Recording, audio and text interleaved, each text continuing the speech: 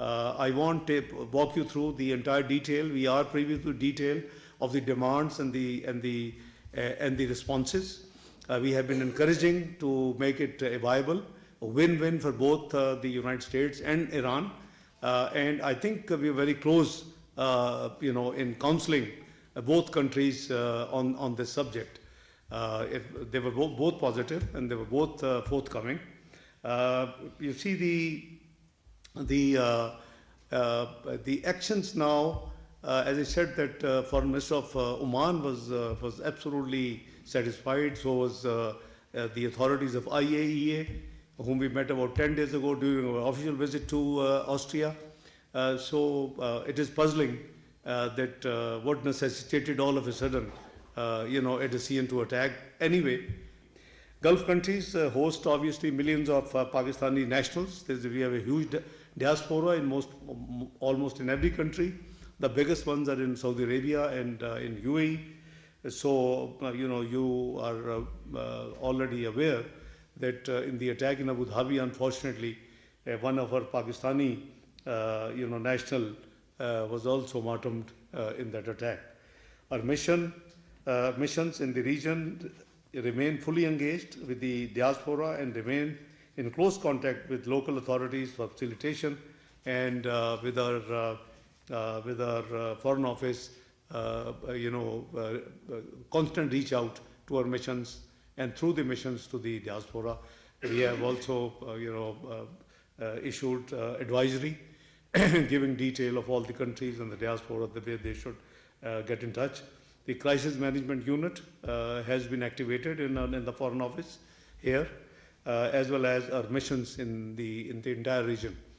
Pakistan have always supported a cessation of hostilities, upholding the international law and principles of the UN Charter, resumptions of diplomacy to find a peaceful and negotiated solution. I would like to briefly share with you that all the efforts to bring peace, in the Middle East, particularly in Gaza, Pakistan has been a contributor in all those efforts, starting from formally and I would say seriously starting from 24th of September last year on the sidelines of UNGA, where 5 Arab countries, Saudi Arabia, UAE, Qatar, Egypt, and Jordan, and 3 Islamic countries, Pakistan, Turkey, and Indonesia. If we call it Group of 8 Arab Islamic countries. We had very meaningful engagement with President Trump on 24th of September. That was the only thing visible on the media. The rest of the efforts which followed that meeting obviously were off media. And that's which led ultimately, because it was decided that the 8 foreign ministers of the 8 countries who had dialogue on the sidelines of UNGA with President Trump and his team, and the agenda was only one, and that was bringing peace back to Gaza, settlement of the issue, and unhindered flow of human assistance, humanitarian aid, as well as the ceasefire immediate. Although we know that it led to Sharm el-Sheikh, the peace agreement signing, followed by in Davos, where the Board of Peace, signing took place, and now 19th of February, we had Board of Peace first inaugural meeting. So all these been attended by Prime Minister of Pakistan, and I accompanied him, and I think the things were showing very positive progress. We appreciate the efforts made by all concerned, particularly 7 other brotherly countries who have made equal effort with us to bring the Gaza issue to that point.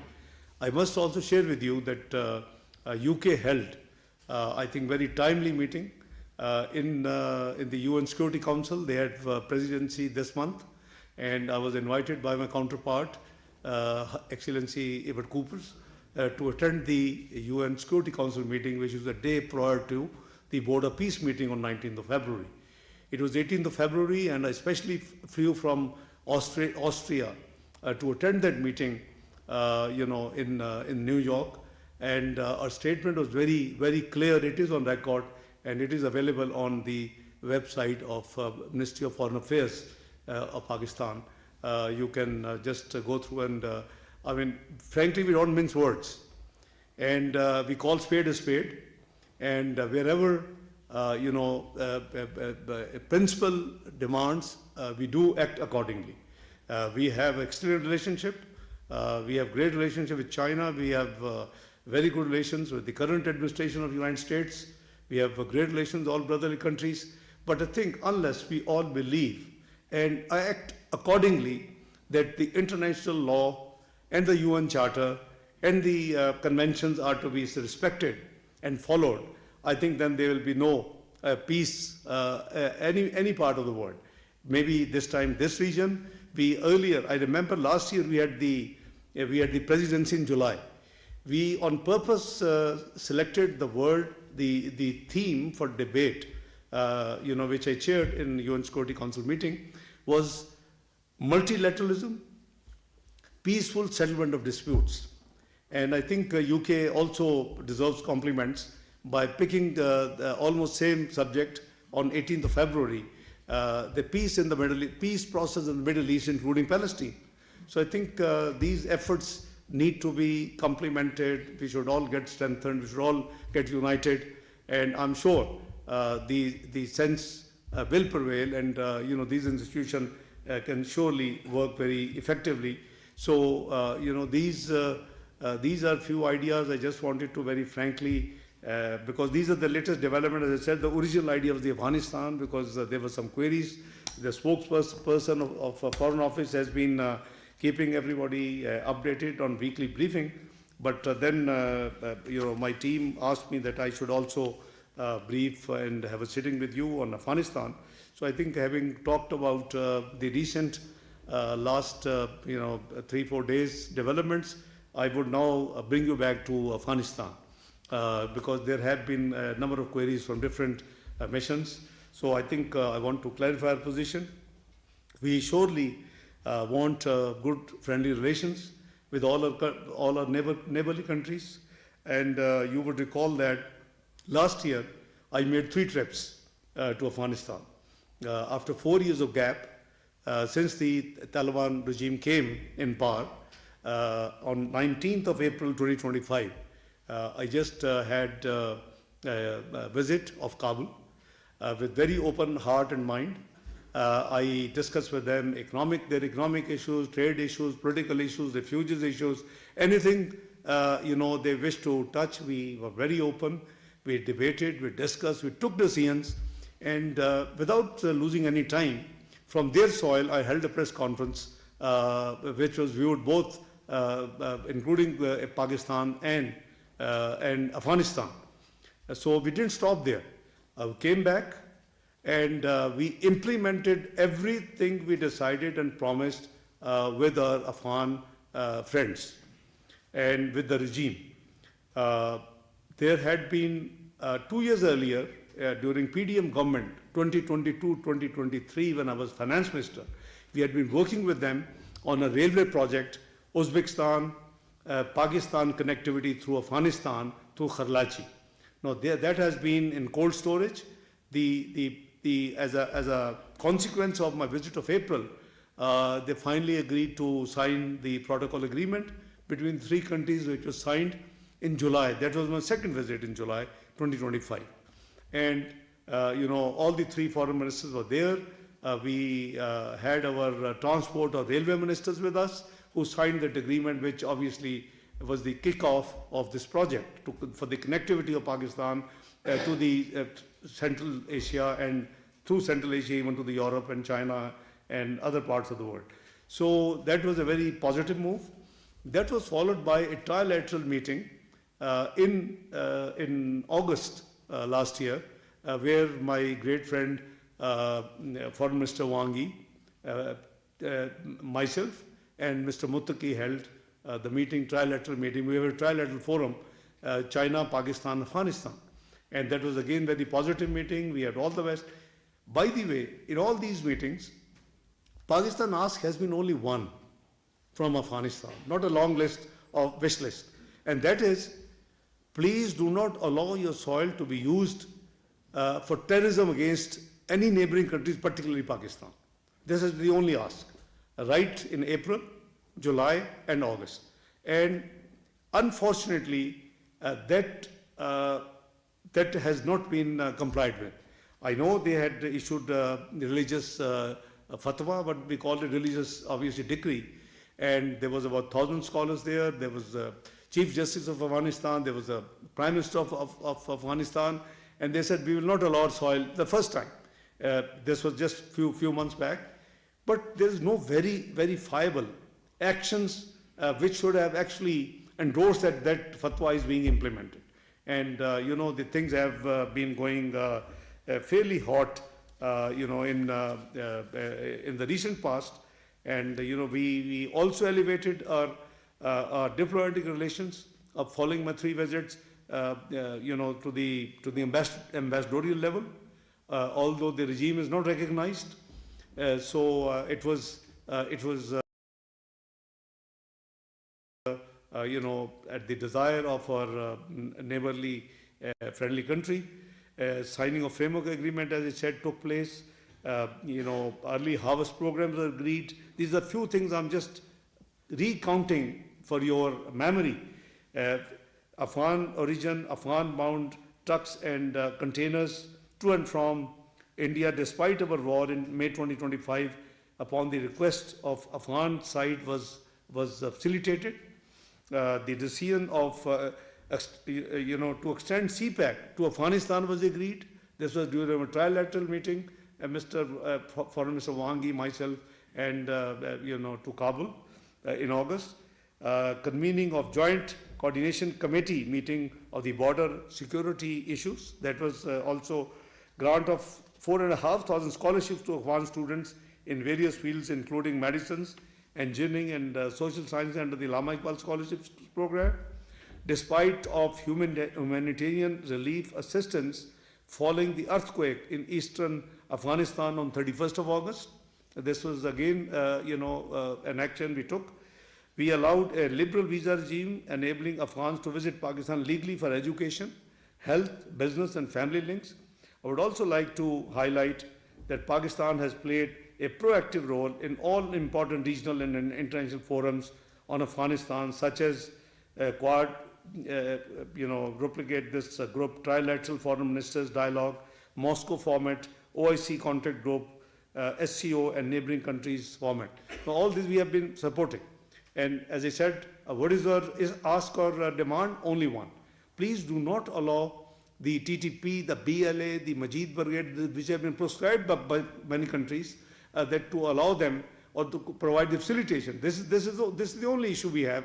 And as long as it is handled, it is removed, we have no issue with Afghanistan. We always have been, wishing to have best of the best relations with all the neighbors, including particularly Afghanistan.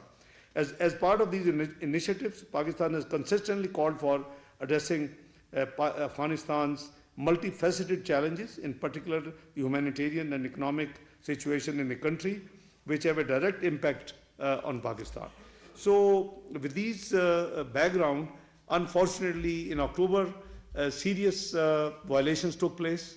Every week, our brave armed forces have to lift, the bodies of their soldiers and the officers, which is certainly not acceptable under any circumstances. We have the capacity, we have the will, we have, the kinetic capability to handle it in a very meaningful way. But we have been exercising extreme restraint and doing minimum reaction to what has been happening. What you have seen is absolutely, minimum in you can say, self-defense under Article 51 of the UN Charter, because we are the believer.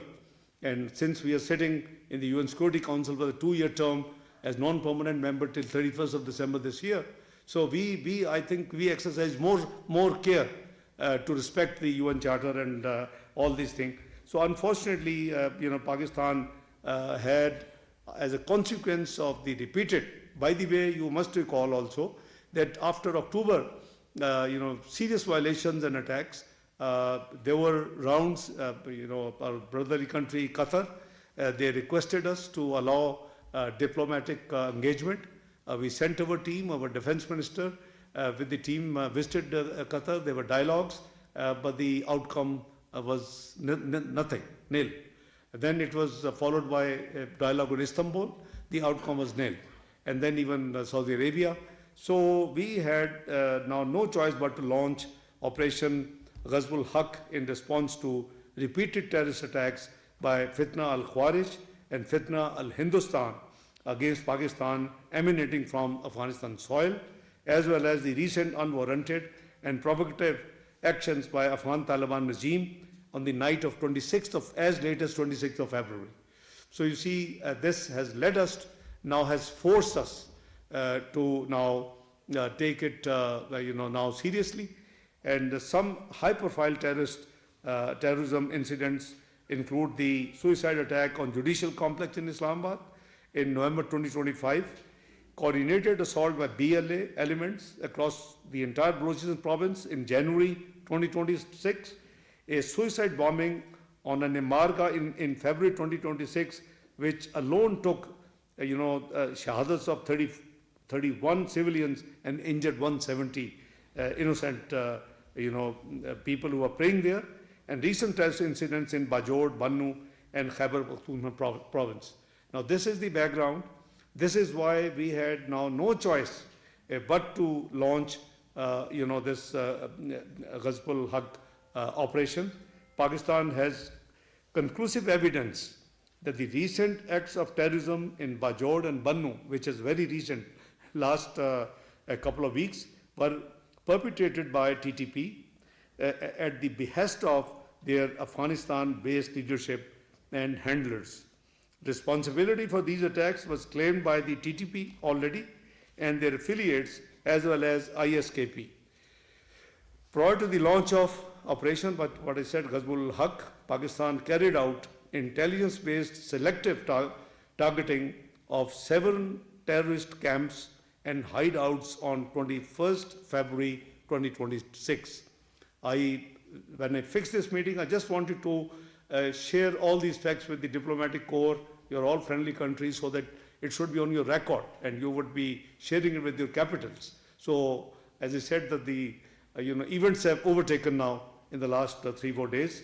Pakistan actions were proportionate, minimum, and measured with careful planning in order to make sure that the only terrorist camps and hideouts are hit and civilian population should not be targeted and should be saved. In response to repeated terrorist attacks by Fitna al-Khawarij and Fitna Hindustan against Pakistan from the Afghan soil, as well as the latest, as I said, the provocative actions by the Taliban regime on 53 locations across 15 sectors.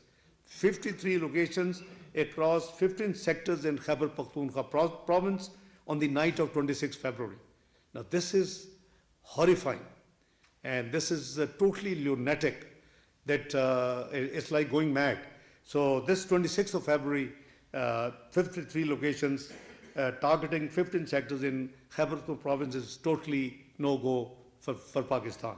Pakistan initiated this Operation Ghazbul Haq in self-defense, carrying out precise and targeted operations against 7 terrorist camps and hideouts belonging to the TTP and ISKP in Afghanistan.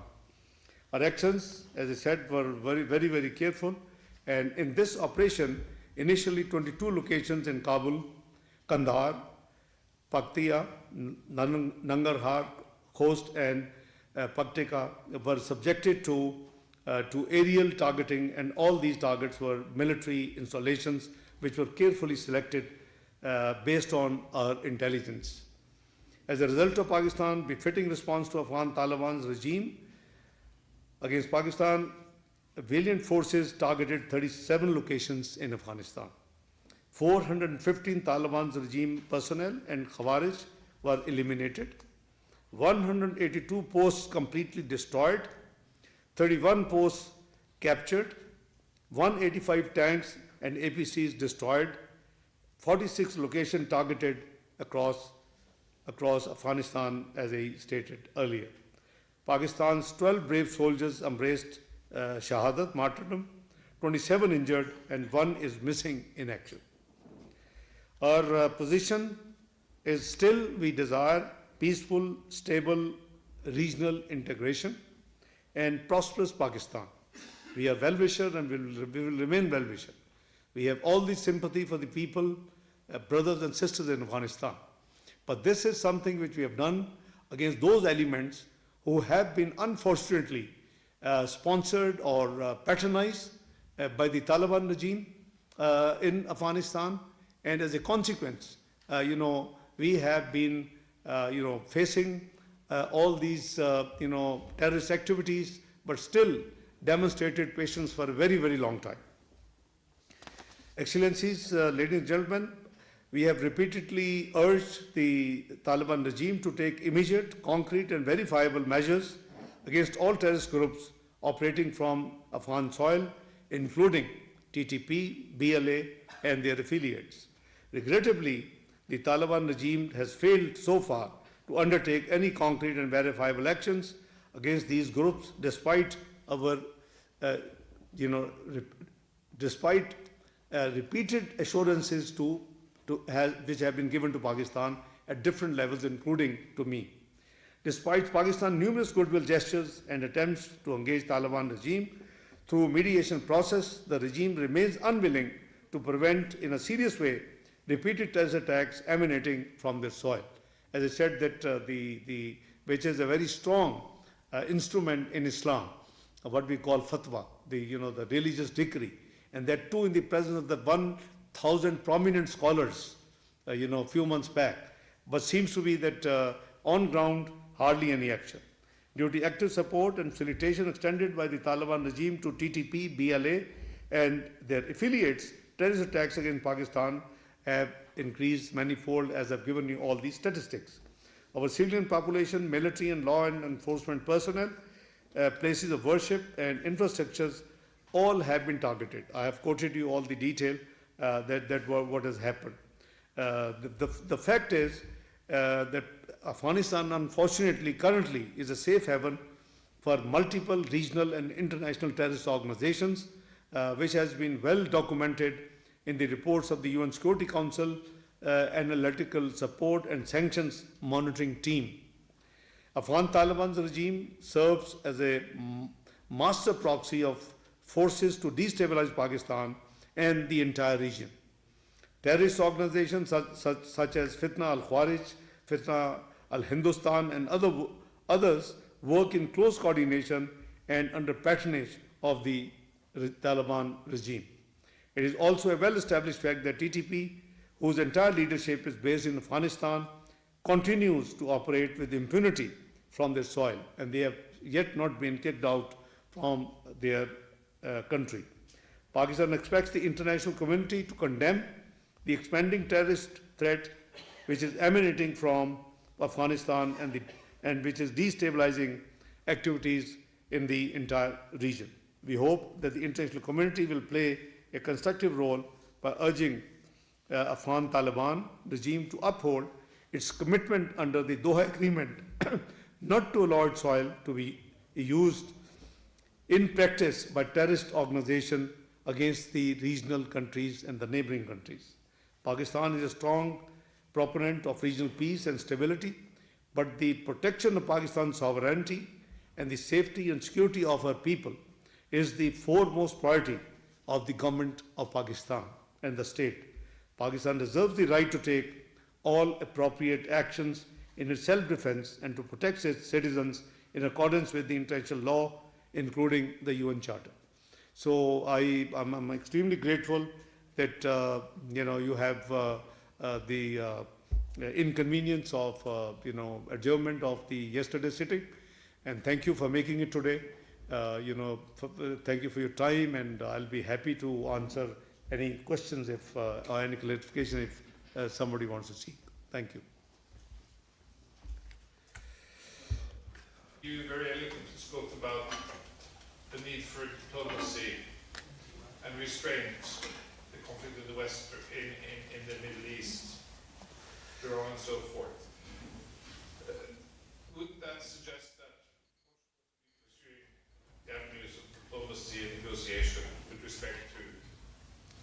going Thank on you. with your other neighbor? Sure, sure. Well, first of all, we have the whole idea. We would have actually met 3-4 days ago because of my unavoidable participation in the OIC, and that again was for for the cause of peace in the Middle East. I had to go, so that's why. So first of all these actions, as I said, they have been great restraint, in a very measured way, and at reaching a point where no more space was available to remain totally quiet and keep taking whatever is coming on our side. So we had to exercise, the actions we have taken, but we are still, frankly speaking, as I said, that we have the capability and capacity to deal with it in a massive manner. But we respect, the dialogue and diplomacy route. We gave it a chance. I won't walk you through to Qatar Ambassador, His Excellency is here, that the fanatic calls I had in October when they did all this massive, terrorist activities in Pakistan. We were ready to actually go ahead and then, put it, in a right, respond in a right manner. But we were requested by friendly countries, please give it the dialogue and diplomacy, as you are saying now. We give a chance, and you saw what happened in Doha. Yeah, despite their best efforts, the problem was that there were two nexus of power. Our team would agree with something, and the other side team will go and agree and go just to get the consent or the nod, and they would come back and wriggle out. I mean, this is the experience Qatar had. Same thing happened in Istanbul, and so it's not our fault. So we still prefer dialogue and diplomacy when we are counseling all other countries. And having during our presidency last year of UN Security Council, fixing a theme that multilateralism, peaceful settlement disputes. So we are the believers. So that is there. So your second part of the question, that since we are counseling everywhere this thing, that why not there, we are ready. But you see, it takes two to tango. We have been doing whatever we could, and I counted at very few things which during my visit we agreed and we implemented, and they acknowledged in July, no other than the Prime Minister of Afghanistan, His Excellency Mr. Akhund, that whatever you promised, we appreciate that you went back and within few weeks you implemented everything. It has the trade facilities, it has the economic actions, it has the political matters, it has every subject under the refugees. So we agreed to everything and we implemented. So that's best you can. But unfortunately, as I said, it takes two to tango, and they never ended. And this responsibility they have to discharge if you have to come back to a peaceful neighbor. Otherwise, we have exercised a lot of patience, and this decision has been taken as a last resort. After exercising due patience, exercising complete restraint, so we are believer absolutely that we should go through the diplomatic dialogue route. Thank you so much for. नाज़रीन, नायब वज़ीर आज़म Mohammad Isaac डार की सुफरा को Iran और अफगानिस्तान की सूरत हाल पर briefing. उन्होंने कहा कि ऑपरेशन